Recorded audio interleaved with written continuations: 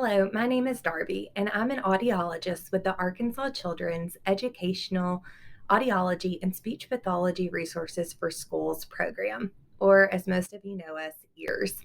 I'm so happy today to bring you this installment of a new series we are working on called Lend Me Your Ear. We will discuss special considerations for amplification device use with students who have special needs or multiple diagnoses. EARS has partnered with the Arkansas Behavior Support Specialist Group to produce the content in this video. What I hope you will glean from this presentation is an understanding of why students may not tolerate wear of their hearing devices, some approaches to try to increase wear time in various settings, and to be able to name at least 2 amplification device retention options. In the audiology world, we talk a lot with parents about what to expect as their child acclimates to their new hearing device when fit. Acclimatization is the process in which an individual or organism adjusts to a change in its environment. So as you can imagine, getting a hearing device is a huge change in this child's environment. Typically, developing students will acclimate to their amplification within 3 to 4 weeks, but it can take as long as 4 months.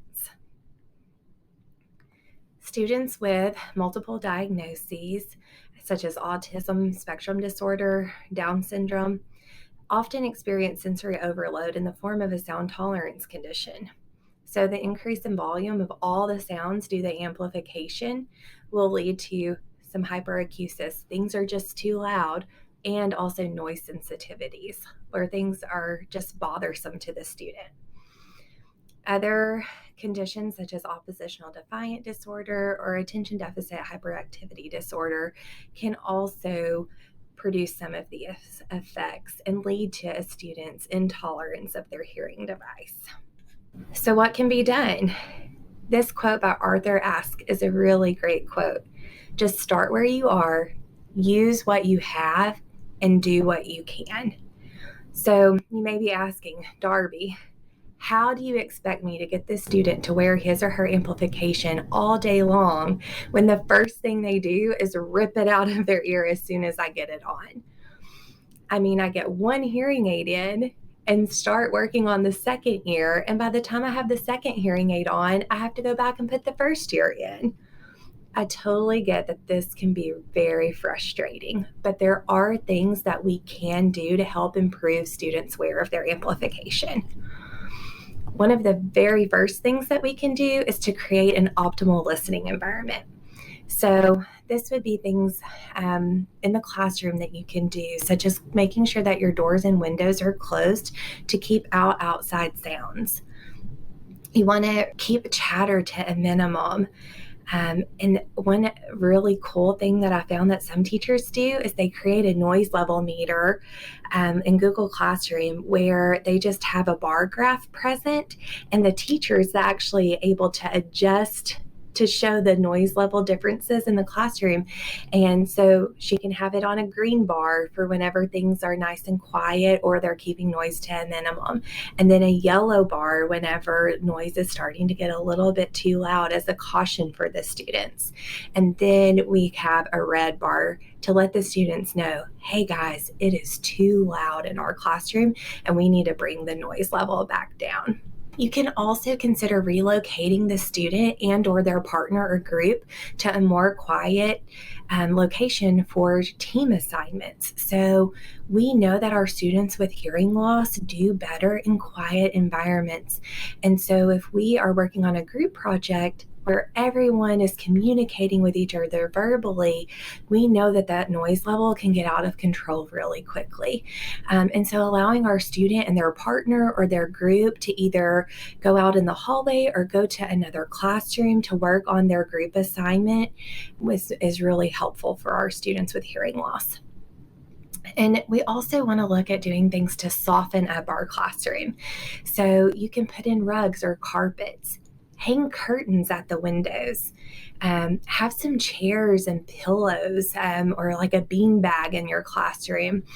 We can get acoustic tiles then off of Amazon even that are like 12 by 12 foam tiles that we can put up on our walls to help absorb the sound and just reduce the overall noise level. So we can also use a graduated wear schedule with our students, especially our students with special needs that are struggling to get to full-time use of their device.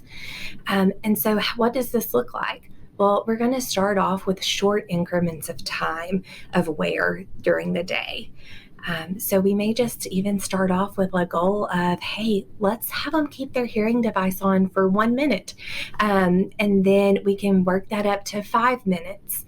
And then we can work that up to 5 minutes a few times a day. And then as time goes on, we gradually increase the amount of time. So we go from 5 minutes up to 30 minutes for during like our instructional time during class. And then we also go for 30 minutes during our speech therapy session or our occupational therapy session or physical therapy. And we focus on those primary times that we are listening and learning information and getting instruction. And then we move beyond that into where they're wearing their device into the cafeteria and they're wearing their device out on the playground so that they still can, have intact communication with their peers in those situations. While we're utilizing that graduated wear schedule, we want to be sure to document and track the student's wear time each day. This will provide the educational team and parents with a clear picture of the student's progress with their device use. So this can also help to identify patterns in the student's self-preferred wear times. So for example, the student may always want their hearing aid in during their iPad time in class, but then they want to take it out when the class goes outside for recess. And that's okay. Because our students with hearing loss do need some listening breaks. And oftentimes we as the audiology consultants get asked if it's okay for a student to take their hearing aids out or, cochlear implant off while they're at school. And the answer is yes, but it should be limited and it should be based on the student's individual needs. So we want to allow listening breaks because that can also increase the likelihood of our students wearing their device during instructional time. So as mentioned before, our students with special needs may have aversions to noise that complicate their amplification device use. So we want to do what we can to desensitize their ears and brain to all of this added noise that has been reintroduced into their environment because of their hearing device. So we know that these sound tolerance conditions such as hyperacusis, where again, sounds are just so loud and I'm getting so much input that I'm not used to getting.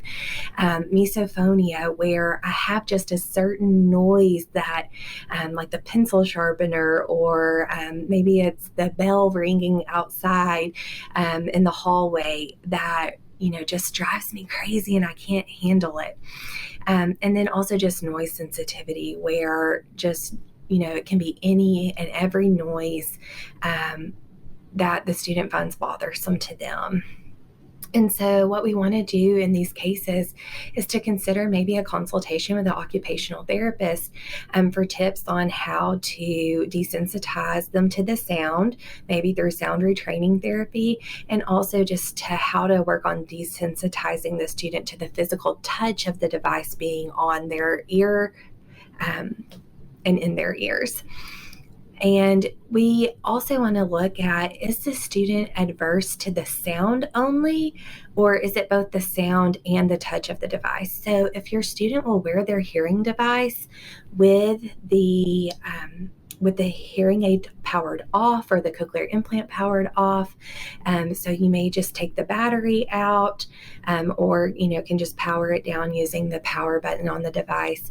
And if they'll tolerate that, then we know that they are more likely averse to the actual sound and the amplification itself than actually wearing the device. But if they will not tolerate the device on their ear when there is no added sound, then we want to look at some other things, such as that occupational therapy. So what else can we do? We can make it fun for our students. And so, our students, even our students with special needs, can be very concerned about their appearance to others. And so when we allow them to customize their hearing devices to their unique interests, they're much more likely to wear it than not. So we also want to use reinforcement systems and or behavior contracts with our students.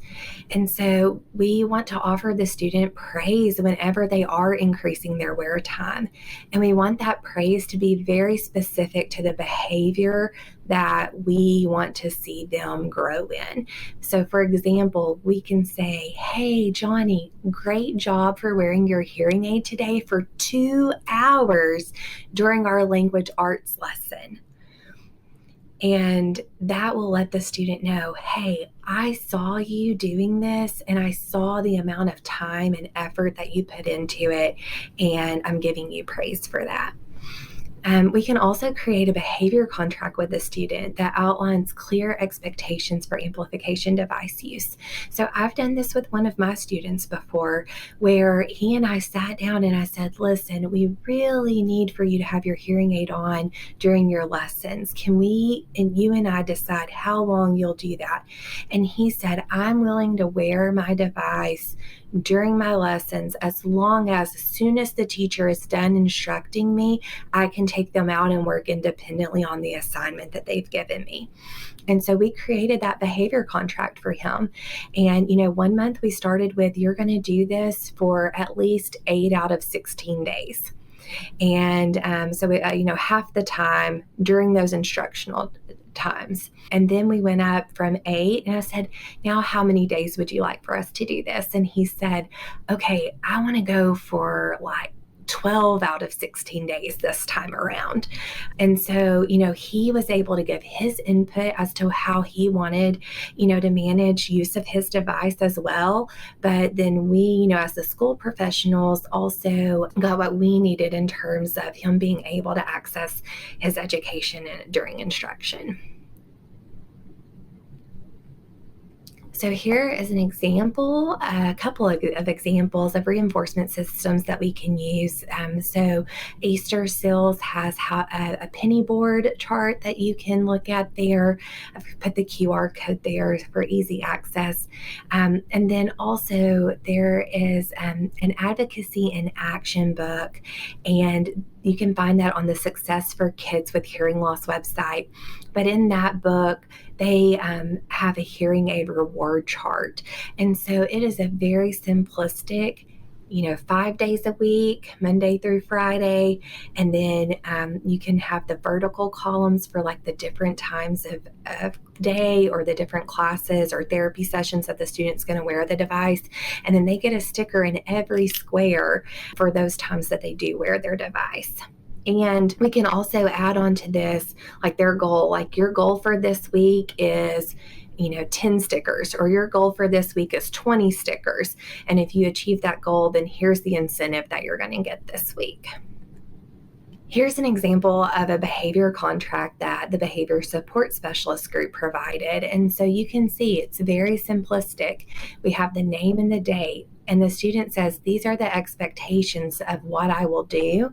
And then for each X amount of hours or days that I do this, then I will earn, and we put in that reinforcement that they're going to earn and be working towards. And then we can even build upon that and say, and if I'm successful over a certain amount of weeks or months, then I am also going to earn this other reinforcement. And then we put the date that the contract begins and ends, and we sign it along with them. And so they have that accountability as well. It's funny how a little bit of encouragement to keep an amplification device on will actually go. The parent may want to reach out and ask the audiologist for different options to deter removal of the amplification device if your student is frequently taking those devices off in class. So some of our favorites are ear gear, which is like a little alligator clip with a spandex sleeve that fits over the hearing device, and you can get those corded so that, if the device does come out of the ear, we've got something catching it so it doesn't just fall on the ground. There are also Huggies, which are the little clear circle there that you see with the big, thick rubber bands attached to the hearing device.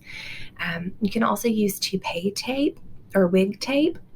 and then headbands that have slots for the hearing devices to slide down into.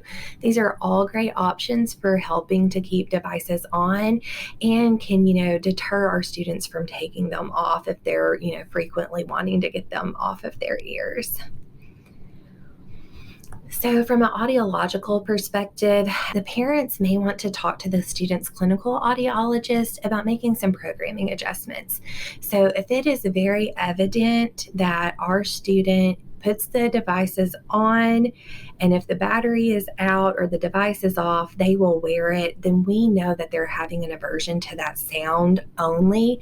And in those cases, we may want to talk with the audiologist about giving them a softer program to start off in, and then gradually increasing the volume level over time until we get them back up to the level that it needs to be to meet their hearing loss. And so again, if it is evident that the sound aversion is present, then we want to talk to the clinical audiologist about what the options are there so that we can work the student up to full-time use as soon as possible.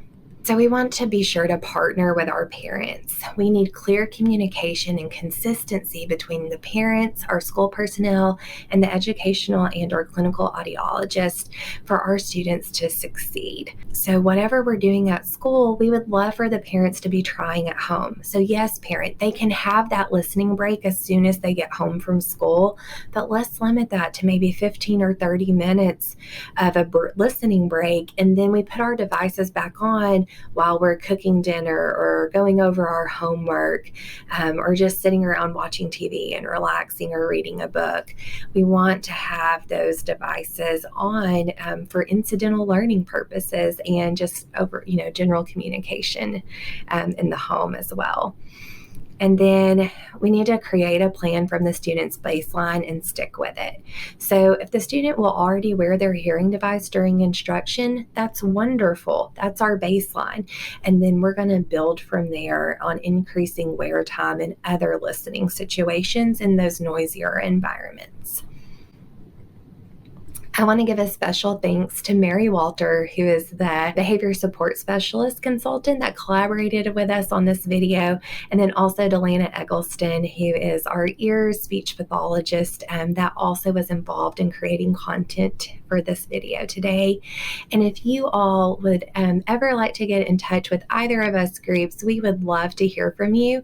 So I've linked and also provided the QR code for the Department of Education website where you can get all the information about behavior support specialist in ears. And just thank you again for giving us a listen, and look forward to more videos in our Lend Me Your Ear series. Thank you.